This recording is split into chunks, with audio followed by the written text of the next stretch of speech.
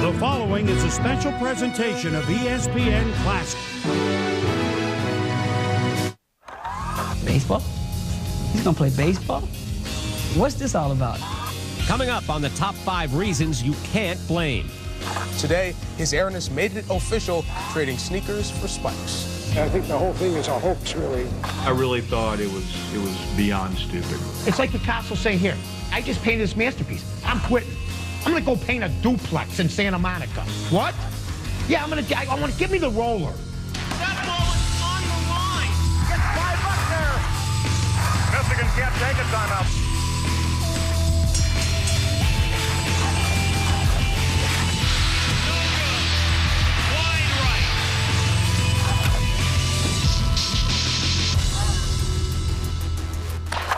Hi, everybody. I'm Brian Kenny, and welcome to ESPN Classic's Top 5 Reasons You Can't Blame, a series that takes a fresh look at sports figures remembered largely for their mistakes, controversial moments, or questionable decisions. When Michael Jordan first retired from the Chicago Bulls in October of 1993, following his father's murder, the sports world was shocked. 4 months later, Jordan dropped another bombshell. He decided to pursue a career in baseball. Over the next half hour, we'll take a look at why you can't blame MJ for taking a swing at America's pastime. But first, we'll take a look back at how the decision threatened to change his moniker from Air Jordan to Error Jordan. And a shot on Elo. Good! The balls on the wall, tap the gas. Michael Jordan was at the pinnacle of his success in 1993. Michael had it all. He had the looks, he had the personality. You better eat your Wheaties. Everything he touched became cool and became a trend. Like Mike, if I could be like Mike. Ladies and gentlemen, Michael Jordan. Because I'm good enough, I'm smart enough, and doggone it, people like me.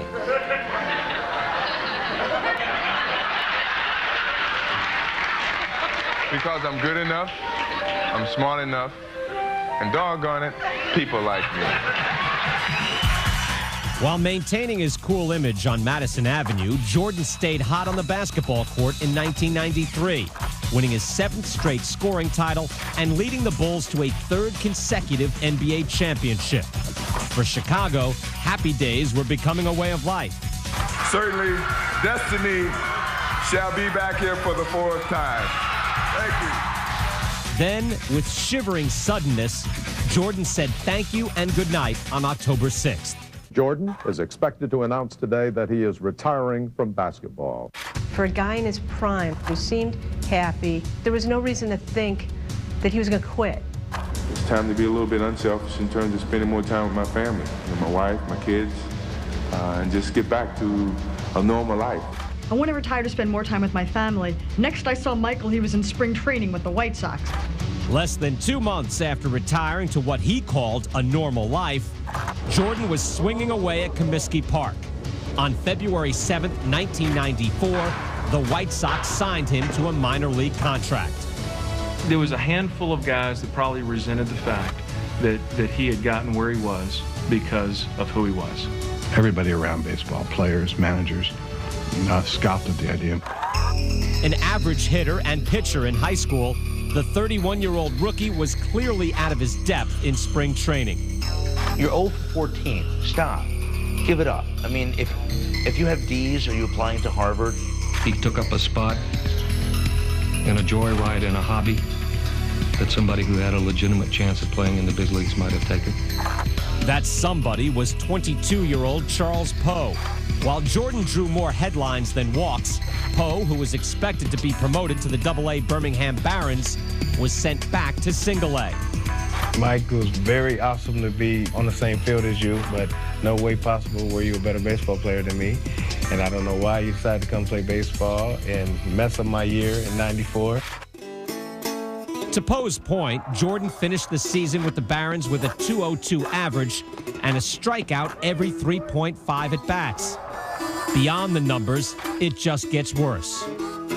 You see the guy swinging at balls that are in his eyes, swinging at balls. It was almost as if pitchers were toying with them. Jordan back up the middle to the pitcher, double play in order. There's one, over to first for 2. He got picked off a lot of times. He didn't know how to slide. He went into home plate, I remember one time, with just both feet laying out. It was a head-first slide in reverse. You want him to just take off the cleats, throw away the batting gloves, and just please come back home and do what you were meant to do. Lead us to another title. But no cleats came off as Jordan headed for the Arizona Fall League, where he managed just 5 extra base hits and 8 RBIs in 123 at-bats. While Jordan whiffed on the diamond, the Bulls waned for the better part of 2 seasons. If Michael Jordan is not swinging at curveballs, the Bulls win 8 straight NBA titles, and you can talk about it even more as maybe the greatest dynasty of all time. I'm not for Michael playing baseball. I wasn't for him playing. I could have had 2 more championships if he didn't play. He disrupted the greatest career that we'll ever see in our lifetime in professional sports to go play baseball. You've just seen why Jordan is blamed for his decision to try and play baseball. Before we give you the top 5 reasons why you can't blame his airness, here are some reasons that missed the cut. We call them the best of the rest. Bill Veeck.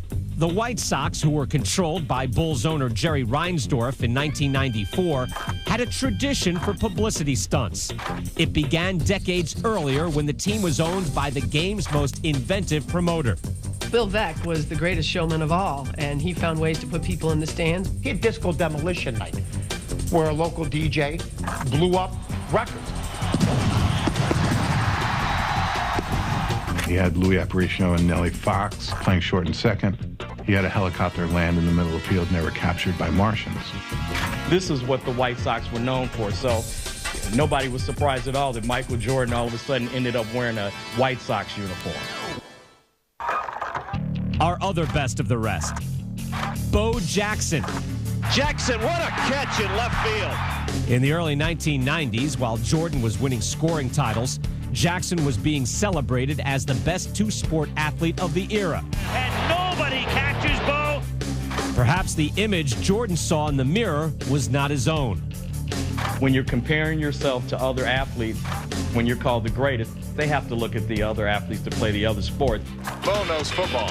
Bo knows baseball. Bo knows basketball, too. That could have crossed Michael's mind. You know, hey, wait a second.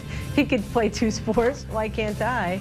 Bo Jackson, when he was playing baseball for the White Sox, shattered his hip and was still out there being Bo Jackson. Oh, Bo. Way back to deep center. It is way out of here. The fact that Bo was doing it in Chicago from a baseball standpoint, I you know, egged on a little bit of Michael's idea that, you know what, I could probably do this too. Coming up on the top 5 reasons you can't blame Michael Jordan for trying to play baseball. I needed a change. I just felt I was being engulfed by the success at that time.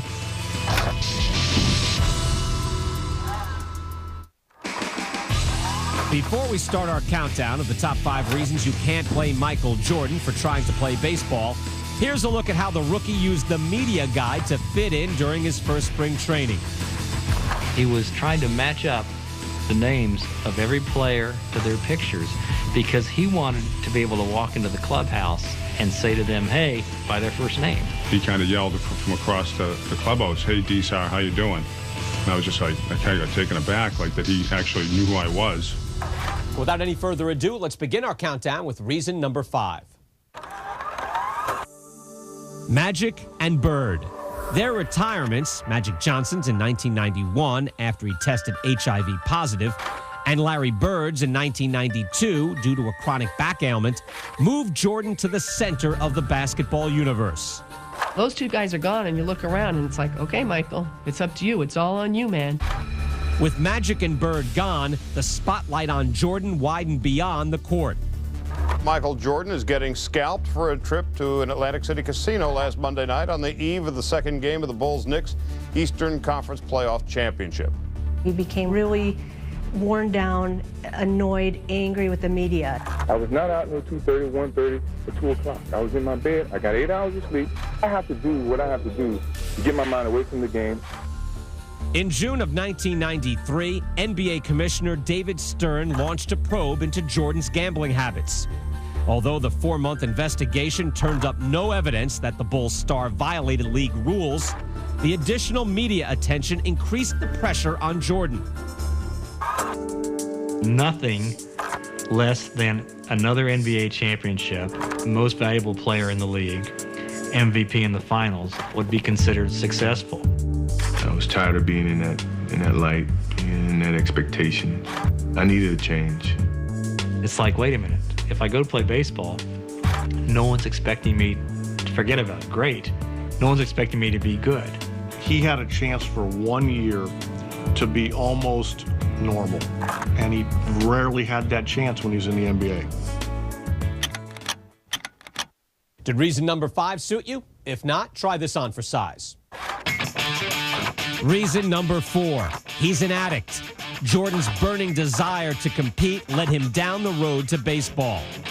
You can't blame Michael Jordan for needing baseball because Michael Jordan needs to have his hands in something. His will to win and his competitive nature is higher than anybody else's.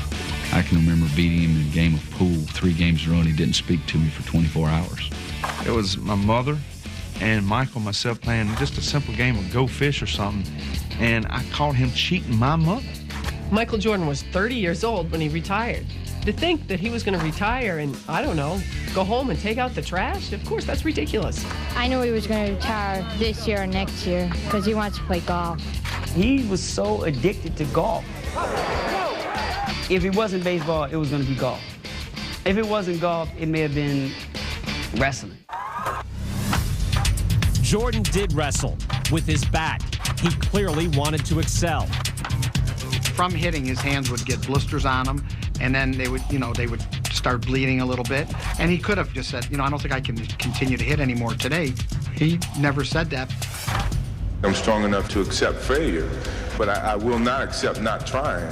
I played professional baseball for 19 years, and I do not recall ever spending as much time in spring training at the ballpark that he did every day. In for a ton, Jordan goes over, makes the diving stab. I think people realize that I do have capabilities of possibly playing this game.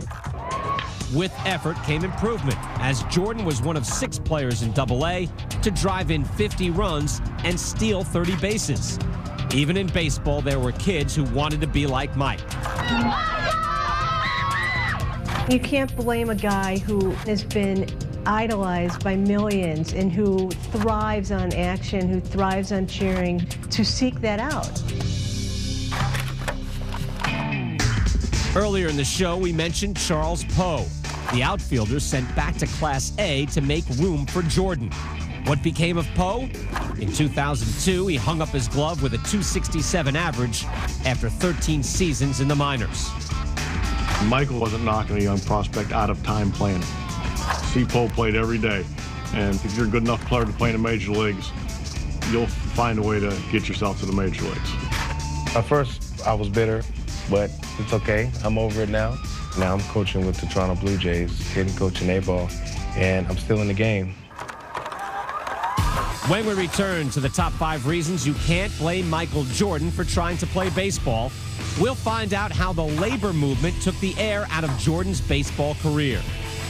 We'll never know what Michael Jordan could do because of Jimmy Hoffa.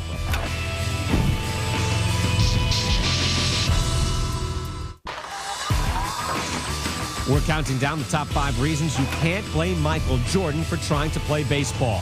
Here's reason number 3. Jimmy Hoffa. As president of the Teamsters Union in the 50s and 60s, his powerful leadership of more than 2 million members helped change the working life of a nation. And I say to the millions of members of organized labor, those who fight for you, fight to win. Jimmy Hoffa's America was a strong labor union America. If you grew up in that America, you did not cross the union. There was a spillover, from what the Teamsters' success was into professional sports. Hoffa's success resonated years later in the labor movement in Major League Baseball, but it would eventually destroy Jordan's dream. Day 1 and counting of the baseball strike of '94. When the players' strike, which began in August, continued through spring training of 1995, Jordan became increasingly concerned. I'm a minor leaguer. I'm strictly here as a minor leaguer, and if the strike is still on, I'm going to minor league somewhere. I'm certainly not going nowhere near a major league field. He could have very easily broken the strike, and then all hell would have broken loose there, because Michael Jordan is going to play in the big leagues. People were going to watch him no matter what. You're bringing in players to maybe fill the spots of major league players, and Michael was starting to get dragged into that. And I know he was very uncomfortable. If it's going to be something that's going to deteriorate what the players are trying to achieve or brings me in the middle, then I'd rather step aside. It's about union principles. And Michael Jordan, picked up the principles of Jimmy Hoffa and said, I'm going to stand with them. Jordan today walked out of the White Sox camp. After leaving training camp on March 2nd, 1995, Jordan stayed loyal to the union cause in the highest Hoffa tradition. But it would be with another union, the NBA Players Association. For Jordan, baseball was history. The saddest part of this whole thing is that we didn't get to see him another year. That we didn't get to see if he could have really done it. He could run. His arm strength was getting better. He was starting to make adjustments as a hitter. He had the ability and the work ethic, and I think he's a guy that definitely would have been able to play in the big leagues. It's sort of a shame that we never really did see him carry it through to as far as he wanted to because of the strike and because his loyalty to the union wouldn't have allowed him to cross the picket line. Have we begun to change your mind yet? If not, take a look at reason number 2. Field of Dreams. By playing baseball, Jordan was fulfilling a promise he made to his father. His dad was a huge baseball fan.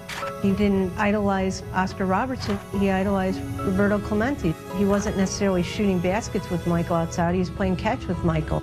His father had always talked about what a good baseball player he was. They must have had some conversations throughout his young adulthood about, gee, Michael, you should have played baseball. In the summer of 1993, Jordan's world stopped spinning. Here he is at the very top of his life. And then all of a sudden he gets word privately that his father had set off in his car somewhere and had never arrived. Time stretched on, and Michael's mom was calling and saying, I'm worried, I'm concerned. I don't know where he is. He was going to a friend's funeral, and that was really the last they heard. A red Lexus Model 400 vehicle was found in a wooded area. This vehicle belonged to Mr. James Jordan, father of Michael Jordan. What scared Michael was when they found the Lexus. He knew then that something was very, very wrong. A body found 10 days ago in Bennettsville, South Carolina, was positively identified today as James Jordan. The public being shocked that Jordan's not going to play basketball is nowhere close to the shock he felt when he found out one morning that, yeah, the reason your dad can't be found is that he's been murdered. What our reaction was to what he decided to do by playing baseball is really meaningless. It wasn't about us. It was about him.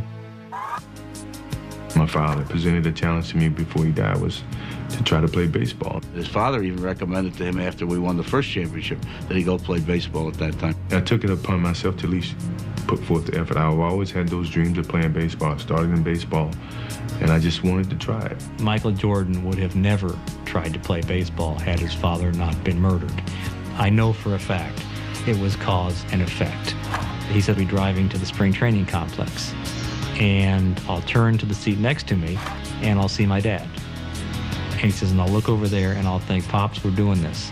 No matter what people say or what people criticize me for, I feel this is the best way that I can repay what my father's done for me for a long time, and that was to play this game. And it isn't just my father's dream, it was my dream too. And I'm gonna continue to do that. And I may fail, but I'm gonna try. When he hit his first home run, I've never seen such an emotional home run in my life.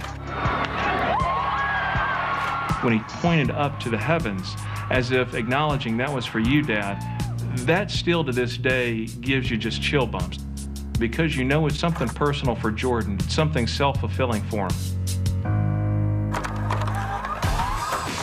Coming up on the top 5 reasons you can't blame Michael Jordan for trying to play baseball. Reason number 1. 5 years down the line, if that urge comes back, I may come back.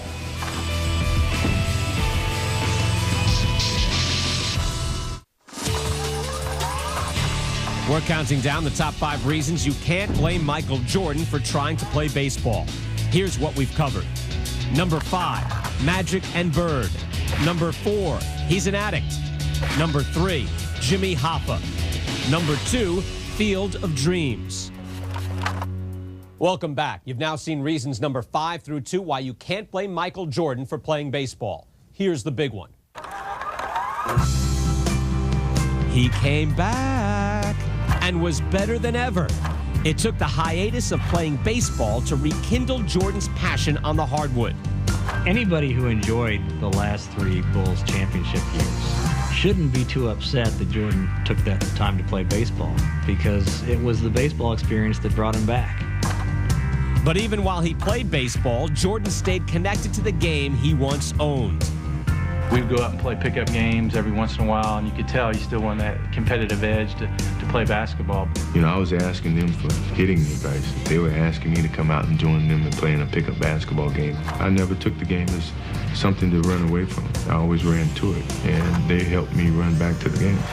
In September of 1994, Jordan scored 52 points in a charity game at Chicago Stadium's last event before being raised. The guy comes out there, he puts on a show, and I think we all had an inkling that he might come back at the end of that game when he kissed center court. The game of basketball is always going to be a part of me. I never said I was going to stop playing the game.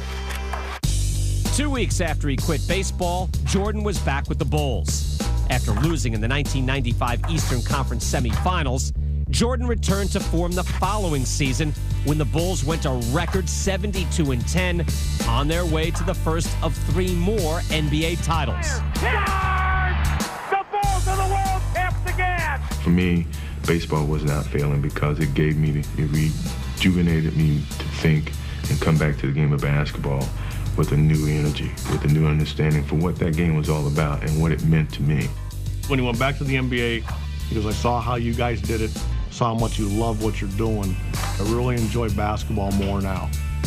Those minor leaguers were the best thing that happened to me because of what they did every single day, not knowing if they were going to make it to the big league. It was their true love for the game, and I lost that, and I found it again playing minor league baseball.